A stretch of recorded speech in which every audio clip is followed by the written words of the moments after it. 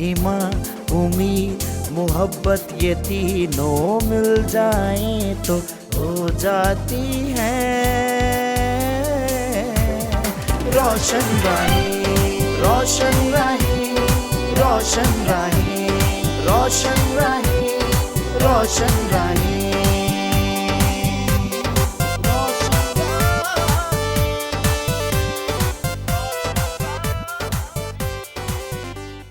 हर एक ज़बान इकरार करे, खुदावंदी का शुक्र अदा करे, इसलिए कि उसने अपना बेटा यीशु हमें दे दिया ताकि हमारे गुनाहों का कफ़ारा हो।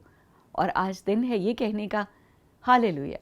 तो हालेलुया बोलो, यीशु ज़िंदा हो गया। आप सबको प्रोग्राम रोशन राही की team, PMI team, Meena Parvez और मेहमानों की जानिब से ईस्टर, ईद क़यामतुल मसीह बहुत बहुत मुबारक हो। हमारे आज के मेहमान इस स्पेशल प्रोग्राम में हैं डॉक्टर पौलुस साजिद रंधावा, जो होम्योपैथिक और फिजियोथेरेपिस्ट हैं, डॉक्टर हैं, और साथ हैं हमारे दानियाल साजिद रंधावा। तो हम इन दोनों मेहमानों को खुश आमदीद कहते हैं। खुश आमदीद कहने के साथ साथ हम आपको हैप्पी ईस्टर भी कहते हैं। सेम टू यू जी। हाँ जी, डॉक्टर पौलुस साजिद, कैसा महसूस कर रहे हैं आज ईस्टर के दिन PMI टेलीविज़न पर हैं आप? जी, मुझे बहुत अच्छा लग रहा है और ख़ुसूसी तौर पर मैं नहायत ही शुक्रगुज़ार हूँ PMI टेलीविज़न का और अपने सीनियर पास्टर खालिद अमनास साहब का और अपने तमाम टीचर्स का और ख़ुसूसी तौर पर पास्टर आसिफ हारून साहब का। इसलिए मुझे ज़्यादा खुशी हो रही है क्योंकि मैं यहीं से ग्रेजुएट हूँ। और ये भी खुशी की बात है कि आज ईस्टर के प्रोग्राम में डॉक्टर साहब हमारे साथ हैं, जो ना सिर्फ होम्योपैथिक डॉक्टर हैं, फिजियोथेरेपिस्ट हैं, बल्कि इल्म इलाही पर भी ख़ास दस्तरस रखते हैं। हमारे साथ नौजवानों का नुमाइंदा दानियल साजिद है। दानियल, हम आपको प्रोग्राम में खुश आमदीद कहने के साथ साथ हैप्पी ईस्टर भी कहते हैं और ये भी पूछते हैं कि आप कैसा महसूस कर रहे हैं। ये मेरी ज़िंदगी का सबसे बेहतरीन, खुशी से बढ़कर एक खुशी होती है। ये उस लेवल तक, ये ज़्यादा, उससे भी ज़्यादा खुशी की बात है कि मैं ज़िंदगी में पहली दफ़ा ये मुझे मौका मिला कि मैं PMI TV के साथ अपनी ईस्टर की खुशियाँ सेलिब्रेट कर सकूं और कुछ अपना ज़िहार राय पेश कर सकूं। बिल्कुल, हम आपसे बहुत सारी बातें करेंगे और जानेंगे कि आपने इस दिन की तैयारी क्या की है। उससे पहले डॉक्टर साहब से पूछ लेते हैं, तो कैसा रहा आज का ये इससे पहले का वक्त, क्योंकि आज ईस्टर है? जी, एक्चुअली ईस्टर की तैयारी तो हम 40 दिनों से कर रहे हैं। तो 40 दिन में हमारी इबादत का शेड्यूल चेंज हो गया, हमारी पर्सनल इबादत जो है वो चेंज हो गई और फिर लोगों के साथ हमारा बिहेवियर, हमारा उठना बैठना सब जो है तकरीबन ये 40 दिनों में होना तो हर रोज़ ही चाहिए, साल के 365 दिन में ये इसी तरह से हमें रहना चाहिए। लेकिन ख़ुसूसी तौर पर ये जो दिन है ये हमारे लिए तैयारी के दिन थे, कलीसिया के साथ मिलकर, बच्चों के साथ मिलकर। तो जब हम इस तैयारी में लगे हुए थे तो बहुत ही स्ट्रगल के साथ हमने अपना ये सफ़र जो है वो जारी रखा और आज का दिन जो है वो हमने बड़ी ही खुशी और शादमानी के साथ सेलिब्रेट किया है। और सबसे बढ़कर जो मेरे लिए खुशी की बात है कि मैं PMI में आकर आप लोगों के साथ सब मिलकर जो है ईस्टर सेलिब्रेट कर रहा हूँ। हम ये जानना चाहेंगे, क्योंकि आप इल्म इलाही की तालीम भी हासिल करते रहे हैं, कर रहे हैं, और ज़्यादातर तालिब इल्म यही कहते हैं कि हम हमेशा ही इल्म के तालिब रहते हैं और इल्म की भूख प्यास बढ़ती रहती। तैयारी की आप बात कर रहे थे कि हमने ईस्टर की तैयारियां की हैं और कोई भी ख़ास दिन मनाना होता है तो उसकी तैयारी होती है, तो ईस्टर की तैयारी क्या है? हाँ, ईस्टर का मतलब तो ये है कि हम दूसरों के साथ अपनी खुशियाँ बांटें और सिर्फ यही नहीं है कि रस्मी तौर पर इसको करें कि जिस तरह की आम ईद होती है और वो अच्छे कपड़े पहने, अच्छा खाना खाया और बस जो ईद ख़त्म हो गई। ईस्टर एक्चुअली ये नहीं है। ईस्टर का मतलब तो ये है कि हम खुदाम यीशु मसीह के साथ साथ जुड़ जाएं, जिस तरह के खुदाम यीशु मसीह ने कहा कि अंगूर का हकीकी दरख्त मैं हूँ और तुम मेरी डालियाँ हो। और जो डाली फल नहीं लाती वो काटी और आग में डाली जाती है। तो हमें एक्चुअली यीशु के साथ जुड़े रहने की ज़रूरत है। ये ईस्टर पे एक हमें ये भी मैसेज मिलता है कि हम अपने आप को खुदावंद के साथ लगा लें, उसके साथ जुड़ जाएं, क्योंकि जब हम उसके साथ जुड़े रहेंगे तो यकीनन हमारी ज़िंदगी जो वो फलावर होगी।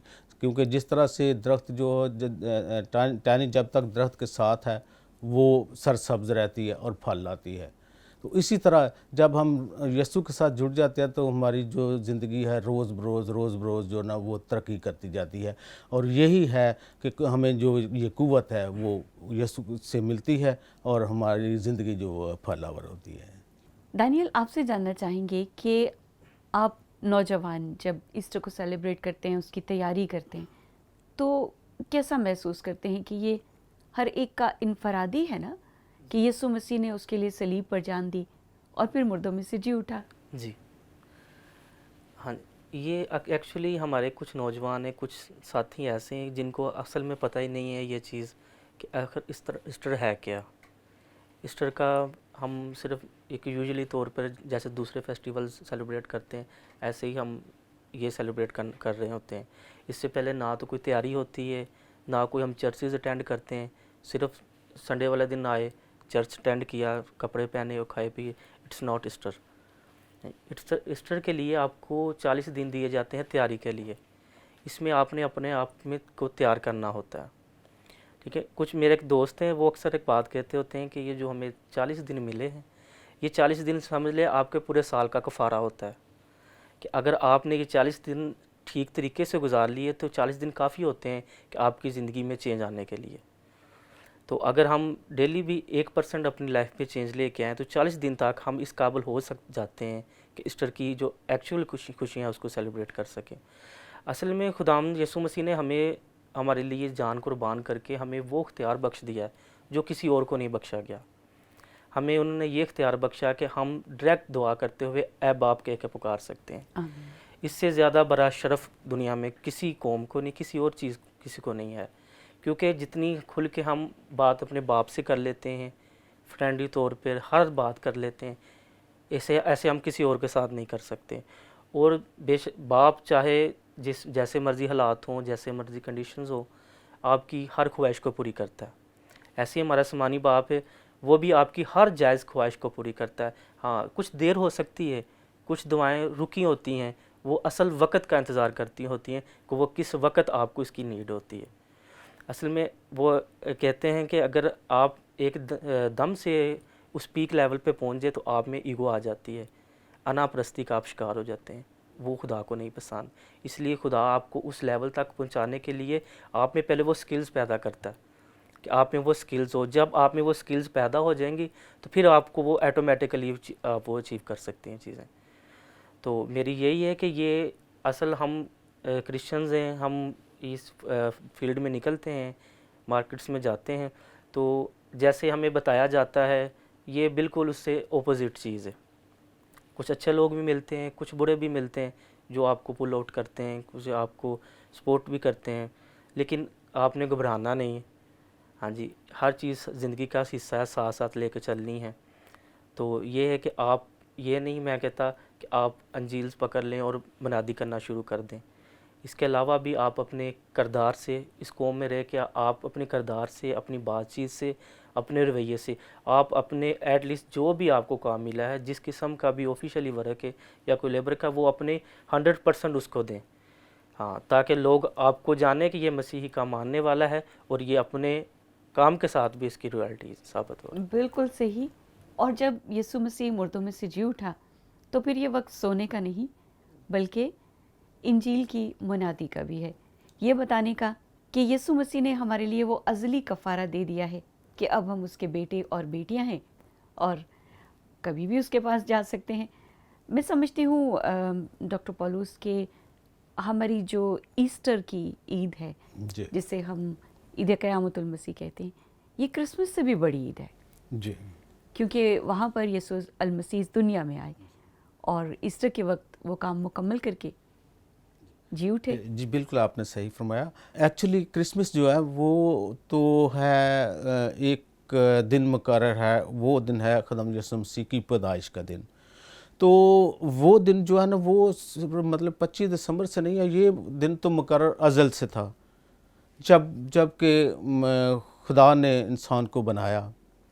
और खुदा ने मैं हमेशा से मैं एक बात जो है ना अपने दोस्तों को कहता हूँ कि खुदा ने इंसान से देखें इतनी मोहब्बत की, इतना प्यार किया कि उसने उसको अपनी छवि पर, अपनी शक्ल सूरत पर पैदा किया। बाइबल मुक़द्दस में बताती है ये चीज़।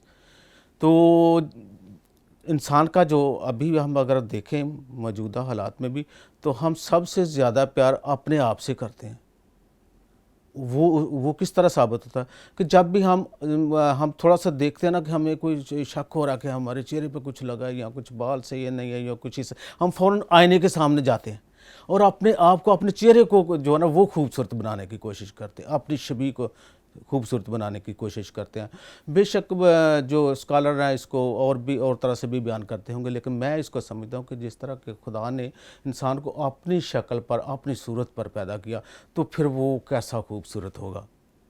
तो जब इंसान से गुनाह हो गई, खता हो गई, इंसान ने खुदा की हुक्म अदूली की, तो खुदा ने, ज़ाहिर है कि खुदा जो है वो इंसाफ का भी खुदा है। बेशक हम कहते हैं कि वो बख्शने वाला है, वो माफ़ करने वाला है, लेकिन वो जो इंसाफ की भी कुदरत रखता है। और इंसाफ का तकाजा यही था कि जब वो इंसान ने गुनाह किया, खता किया, तो उसको सज़ा भी मिले, और सज़ा के तौर पर फिर उसको जो है वो बाग़ अदन से निकाल दिया गया। और खुदा की मोहब्बत जो है फिर भी, बेशक खुदा ने इंसान को निकाल तो दिया, लेकिन खुदा की मोहब्बत जो है वो बरकरार रही। और वहीं से खुदा का इरादा जो है वह महसूस होता है कि खुदा ने वहीं से फिर जुस्तजू की कि इंसान किस तरह वापस मेरे पास आ सकता है।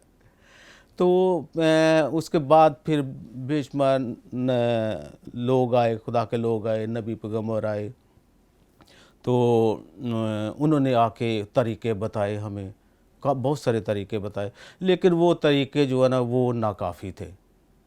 फिर बहुत सारी कुर्बानियाँ भी हुई इंसान के कफ़ारे के लिए, लेकिन फिर भी वो सारी की सारी वो नाकाफ़ी थी, और ज़रूरत थी किसी ऐसी कुर्बानी की जो कि खुदा के शायान शान हो। तो वो हम देखते हैं कि फिर उसके लिए उसको खुद ज़मीन पर आना पड़ा, और उसने इंसानी शक्ल इख्तियार की, और फिर इंसानों के बीच में रहकर उसने ये साबित कर दिया कि इंसान जो है वो बेगुनाह रह सकता है। क्योंकि एक आम सी कहावत है कि इंसान जो खता का पुतला है। तो मैं समझता हूँ कि जब खुदा यीशु मसीह ने, एक दफ़ा का ज़िक्र है कि कलाम में मौजूद है कि हैकल में जब गए तो हैकल में उन्होंने खड़े होकर बरमला जो है ये बात कही कि कौन है जो मुझ में गुनाह साबित करे।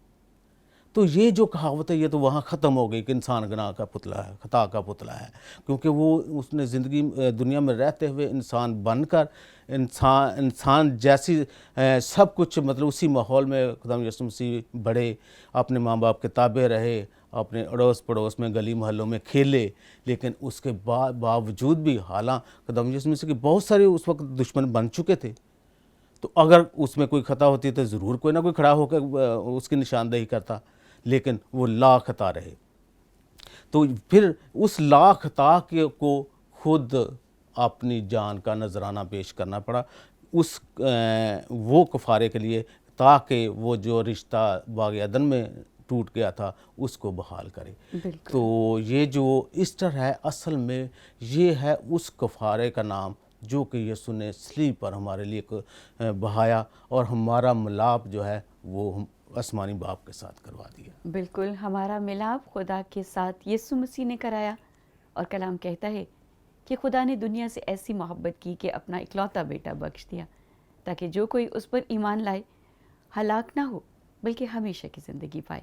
यीशु मसीह ज़िंदगी है। और दानियाल, ये कितनी बड़ी खुशी है ना। जी बेशक, इसमें कोई शक नहीं, क्यों मसीह नाम ही ज़िंदगी का है, कि अगर हम मसीह में आ जाते हैं, समझ लें हम ज़िंदगी में वापस लौट आए। वो ज़िंदगी जो हकीकी ज़िंदगी है, वो ज़िंदगी जो ज़िंदगी हमें देने के लिए बनाया गया था, जिसके लिए हम बने थे, वो हमें हमसे गुनाह हो गया, हम बागेदन से निकल गए, हमें सज़ा के तौर पे भेजा गया यहाँ पे। अब हम उस ज़िंदगी में वापस जाने के लिए जो मसीही है वो हमारे पास रास्ता है। बिल्कुल, यीशु मसीह ही वाहिद रास्ता है, यीशु मसीह ज़िंदगी है और ये ज़िंदगी आपको मुबारक हो। ईद क़यामतुल मसीह बहुत बहुत मुबारक हो। प्रोग्राम रोशन राहें हैं, वक्त है इस वक्त एक छोटा सा ब्रेक लेने का, तो जल्दी से वापस आइएगा, फिर इन्हीं मेहमानों से गुफ्तगू के सिलसिले को जारी रखते हैं।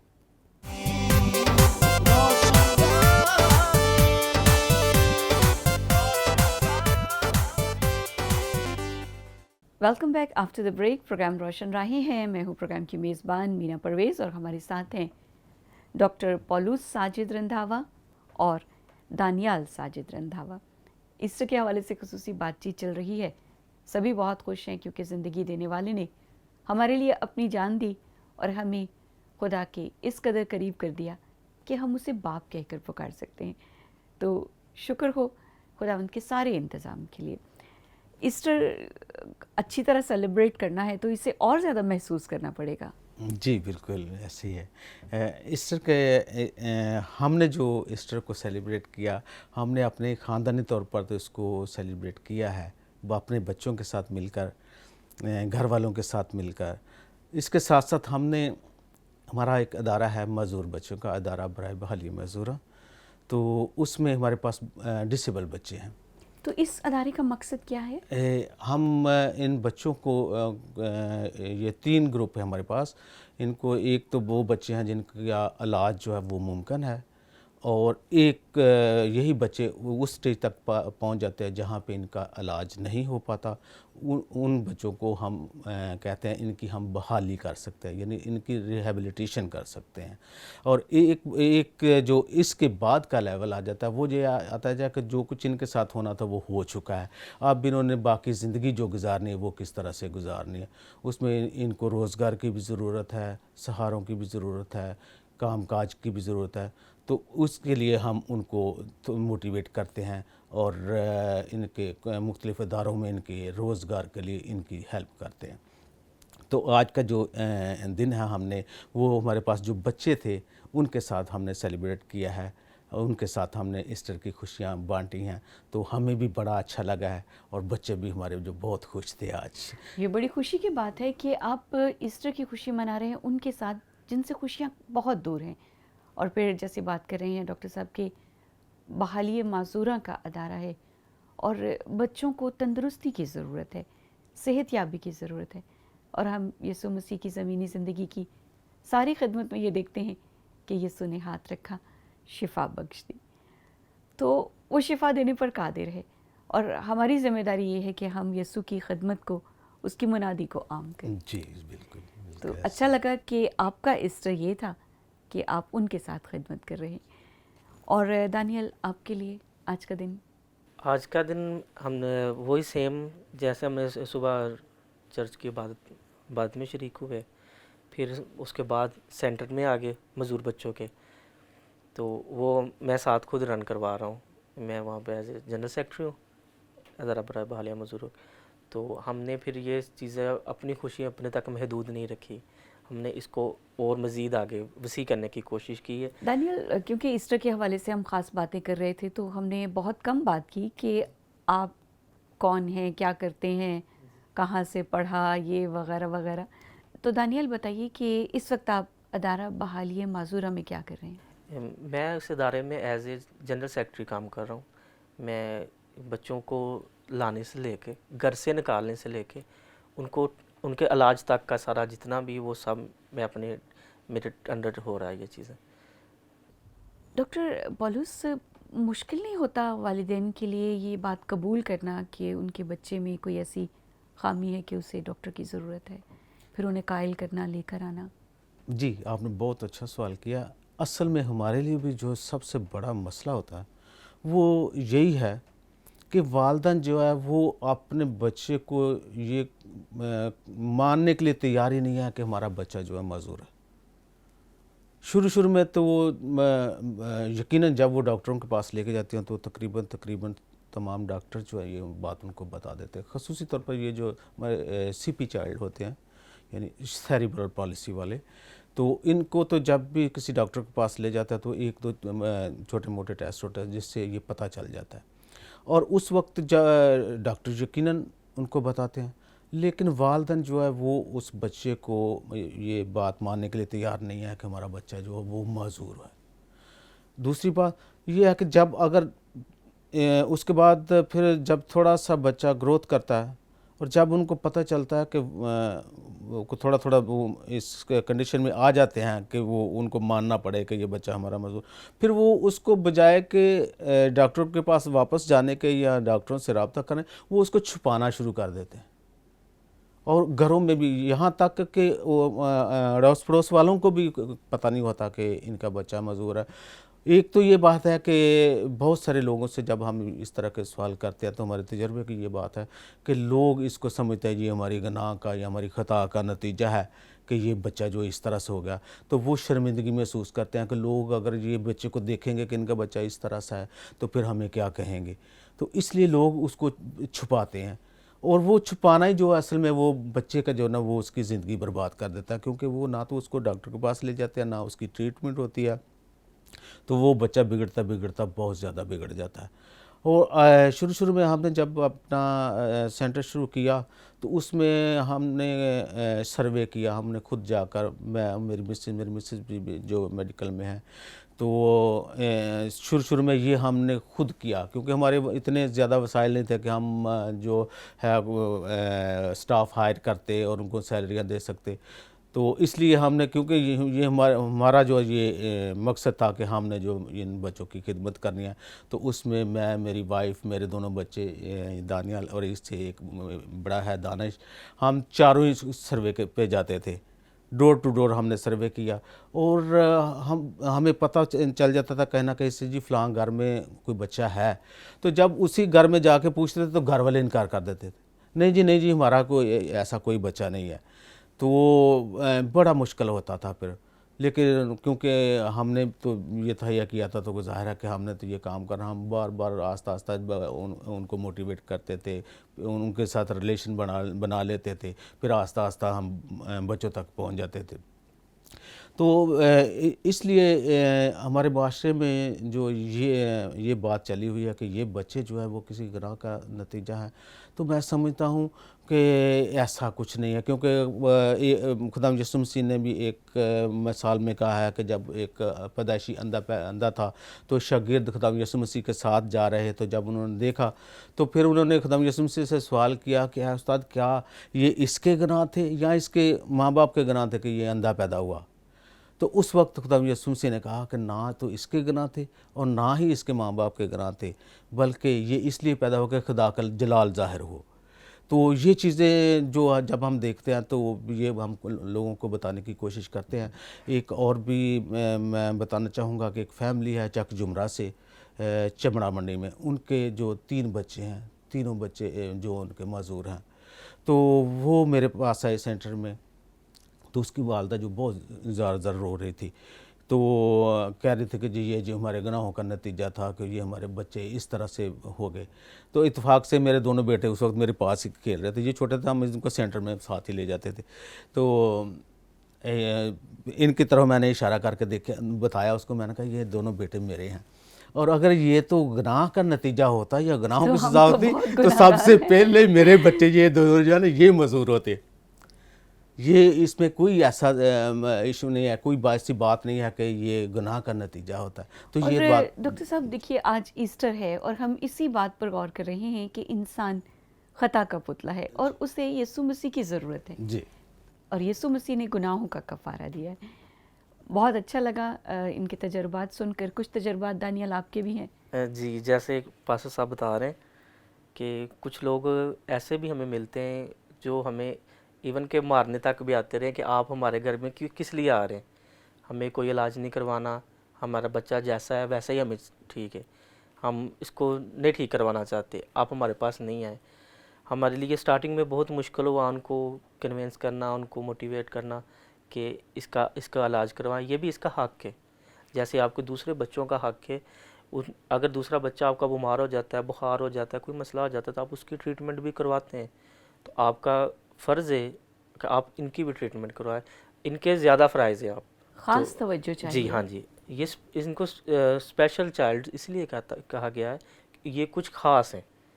हाँ जी, तो इनको आपकी ख़ास तवज्जो की भी ज़रूरत है और आप इन पे इनको नेगलेक्ट नहीं करें। ये हमारे माशरे का हिस्सा हैं, हमने इनको भी साथ लेके चलना है। और ये कि आप मज़ीद इन पे अगर आप कोई सपोर्ट नहीं कर रहा या आपको ऐसा लगता है कि ये इनके लिए बेहतरी के लिए कुछ करना चाहिए, तो आप हम तक पहुंच सकते हैं, हमसे रब्ता करें। हम आपको मज़ीद इससे बेहतर कुछ गाइडलाइन देंगे कि वो अपनी लाइफ जो फर्दर लाइफ है वो मज़ीद बेहतर गुजार सकें। कुछ चीज़ें होती हैं कि कुछ हम कहते हैं कि हमें जी कुछ पैसे दे दें, कुछ वजीफ़ा दे दें, वो सिर्फ थोड़े से टाइम के लिए होते हैं, वो लॉन्ग टर्म के लिए नहीं होते। वो आप 5-10 हज़ार 20 हज़ार भी दे देंगे, वो आप यूज़ हो जाएंगे। लेकिन हम उनको देते हैं लाइफ टाइम के लिए। हम उनको इस काबिल बनाते हैं, उनको जॉब्स पे लेके जाते हैं कि वो अपनी बाकी मानदा सारी ज़िंदगी जो ना वो कमा के और खा सकें। बहुत खूब, एक बड़ी खिदमत है।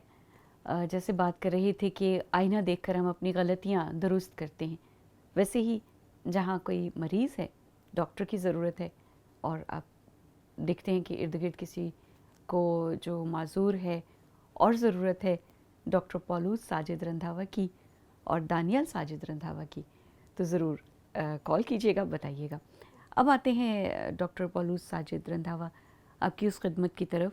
आपने BTH किया है और इल्म इलाही की तालीम हासिल की, तो ये सारे सिलसिले क्या हैं? एक्चुअली ये सारे कड़ियाँ जो है ना वो मिलती हैं जाके इसी खिदमत में। तो हमने जब अपने प्रोफेसर से सुना तो सीखा, बहुत कुछ सीखा।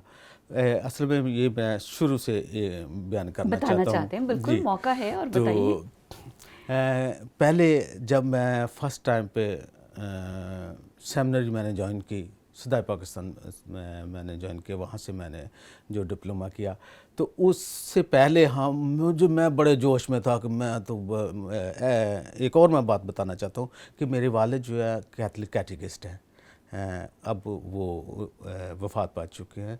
तो क्योंकि हमारा घर जो था वो दुआया घराना था, हमारी वालदा बहुत दुआगो थी, तो वालिद साहब हमारे जो है सुबह सवेरे हमें 4 बजे उठा देते थे। रात को ही हमें बता दिया जाता था कि जी सुबह आपने उठना है, 4 बजे उठ के जो रोज़री की इबादत करनी है, और जो नहीं उठेगा उसको मार पड़ेगी। दानियल, ये तो तरबियत का हिस्सा होता है ना, और आप अभी रिसेंटली इससे गुजर रहे हैं। जी अभी हाँ। भी शायद पड़ जाती हाँ हो जी, कभी-कभी। ये हमें सीना बसीना मिल रहा है आगे से। लेकिन ये कलाम के मुताबिक है कि छड़ी को अपने बच्चे से दूर ना रखें। जी बिल्कुल, वही चीज़ें हमें आगे मिल रही हैं। आगे ये चीज़ें कि हम कहते हैं कि हमें जो कुछ चीज़ें बाइबल मुक़द्दस में हमें नहीं मिलती, वो हमें सीना बसीना मिल रही हैं। कुछ शरीयत, कुछ हमें ऐसी बातें जो हम एक पीढ़ी से दूसरी पीढ़ी में मुंतकिल होती हैं। बिल्कुल, कलाम की बातें अगली नस्ल तक भी पहुंचानी है, पुश्त दर पुश्त, और खुदावंद की वफादारी हमारे साथ है। खुदावंद का शुक्र करते हैं। वक्त आ गया है कि मेहमानों से एक छोटा छोटा पैगाम लें। तो डॉक्टर पॉलूस साजिद, आप क्या कहना चाहेंगे देखने वालों को ईस्टर के मौके पर? सबसे पहले तो मैं सबको हैप्पी ईस्टर कहना चाहूँगा, और आज के हवाले से मैं ये कहना चाहूँगा कि ईस्टर जो है सिर्फ एक दिन के लिए नहीं है। ईस्टर जो हमारी ज़िंदगी में हर रोज़ ईस्टर होना चाहिए, और ईस्टर को सिर्फ लफ्ज़ों तक ही हम महदूद नहीं रखना, बल्कि अमली तौर पर भी हमें ये करके दिखाना है कि हम ईस्टर मनाते हैं। बिल्कुल, हम खुश हैं, हम ईस्टर मना रहे हैं क्योंकि यीशु ज़िंदा हुआ और हमारे लिए इलाही इंतज़ाम कर दिया कि बाप के पास आ सके। दानियल, आप क्या कहेंगे देखने वालों को? मैं सबसे पहले तो इनको हैप्पी ईस्टर कहना चाहूँगा दिल की गहराइयों से, और इनको ये मैसेज कन्वे करना चाहता हूँ तक कि ईस्टर की खुशियाँ खुद भी सेलिब्रेट करें, सही मायनों में करें, और अपने आस पड़ोस तक उनको भी अपनी खुशियों में शरीक करें। जो अपनी खुशियाँ नहीं शरीक करने के काबिल, जिनके विसाल कम हैं, तो उनके साथ आप अपनी शेयर्स करें, उनको भी साथ लेकर चलें ताकि वो भी इस खुशी को अच्छे तरीके से सेलिब्रेट कर सकें। बेशक, यीशु मसीह मेरे लिए इंतज़ाम किया, और अब हमें दूसरों के लिए भी शफात करनी है कि खुदावंद उनकी ज़िंदगी में भी ये बड़ा मौजज़ा करे कि यीशु मसीह को जाने। आप सबको एक दफ़ा फिर ईद क़यामतुल मसीह, ईस्टर बहुत बहुत मुबारक हो। प्रोग्राम रोशन राहें से दोनों मेहमानों डॉक्टर पौलुस साजिद और दानियल साजिद और मीना परवेज़ को इजाज़त दीजिए। खुदा हाफिज़।